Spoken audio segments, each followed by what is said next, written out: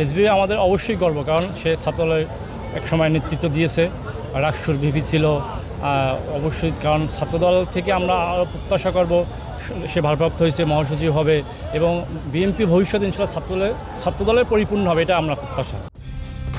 Colour expert, George sap এবং mild on hands technology সমৃদ্ধ Orix crystal wash আপনার laundry expert.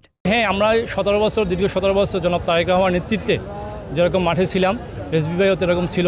কারণ তার সাথে আমরা ছাত্রদলই, তারা কিছু কিছু লোক ছাত্রদলের দুঃসময় তার মাঠে পেয়েছি এবং আমরাও পেয়েছি তাকে। তারা সবসময় সাথে ছিলাম, ছাত্রদলের বিভিন্ন পর্যায়ের নেতৃবৃন্দ। কিন্তু অবশ্যই অনুপ্রেরণা হয়, কারণ রেজবি ভাই আমাদের এখন ছাত্রদল থেকে বিএনপি যে একটা শীর্ষ পর্যায়ে একমাত্র সে আছে এখন পর্যন্ত, আরও অবশ্যই ভবিষ্যতে আরও আসবে।